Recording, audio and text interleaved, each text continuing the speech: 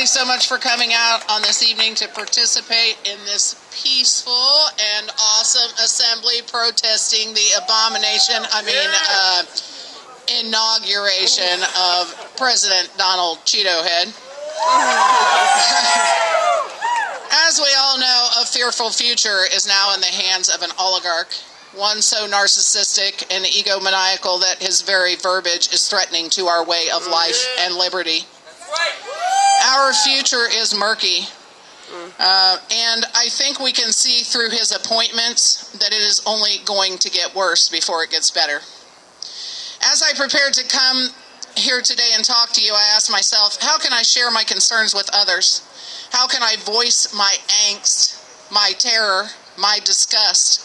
And then I read this, posted yesterday. John Pavlovich put into eloquent words what I could only viscerally feel. In part, he wrote, "Let the record show that I did not consent to this.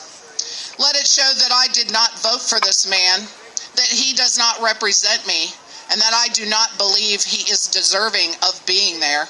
Hell no! Not my president! Woo! Not mine either. Let history record my objection to the way he humiliates women, vilifies Muslims, and threatens protesters and disregards people of color.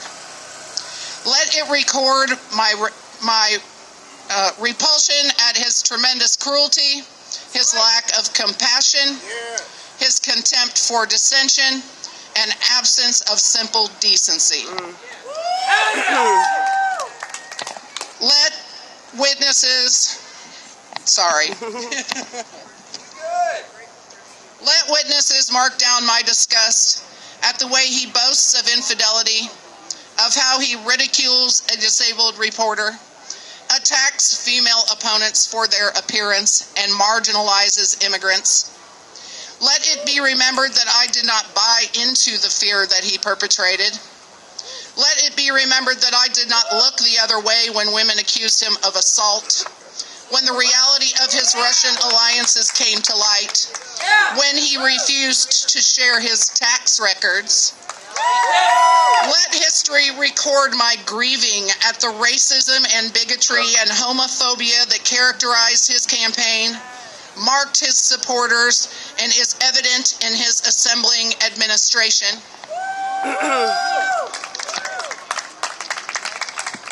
Let it be remembered that my faith would not allow me to fall in line behind this man.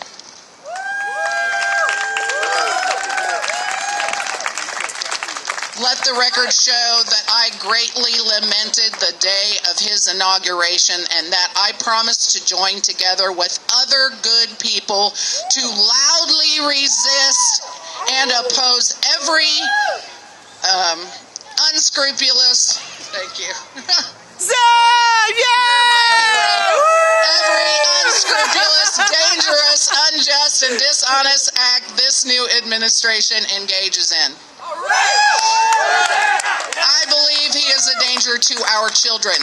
I believe he is a threat to our society. I believe he is careless with our people. I believe he is reckless with his power. I believe America will be less secure, less diverse, less compassionate, and less decent under his leadership. That's right! Right now, I am worried that my country, concerned for our planet, scared for the future of my children, and greatly saddened that 62 million Americans seem okay with all of this. Hey! Let the record show that I am not okay with this. I'm not okay with this. And I believe I speak for everyone here when I say we are all not okay with this.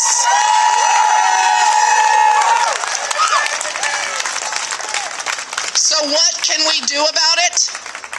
260 million adult Americans either agree with us or are so disgusted by the corrupt election process and the power-hungry establishment that they think their vote doesn't matter. But it does.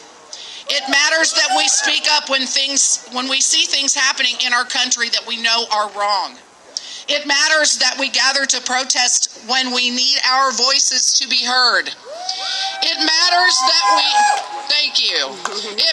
that we call our congressmen and women to convince them that they should represent all of the people, not just a handful of millionaires and special interest groups. It matters that we vote. I stand before you today to call for action. As our beloved former President Obama said in his farewell speech, it falls to us to be those anxious, jealous guardians of our democracy. To embrace the joyous task we've been given to continually try and improve this great nation of ours. Because for all our outward differences, we in fact all share the same proud title, the most important office in a democracy, that of citizen.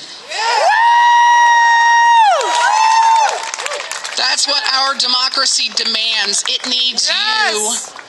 Not just when there's an election, not just when your own narrow interest is at stake, but over the full span of a lifetime. If you are tired of arguing with strangers on the internet, try talking to one of them in real life. If something needs fixing, then lace up your shoes and do some organizing. If you're disappointed by your elected officials, grab a clipboard, get some signatures, and run for office yourself. Show up, dive in, and stay at it. Because sometimes you'll win, and your faith in America and Americans will be restored. This statement called to my heart and to my passion. We are those that can make a difference. Today is just the beginning for some of you. For many of us, we have been working toward a new tomorrow, one filled with promise for all and a better life for our children and grandchildren. Please stand with us, march with us, volunteer and vote with us, for together there is nothing beyond our reach, no goal too lofty, and no better place or time to make a difference than here and now. Thank you all for coming today, and may the progressive movement live on.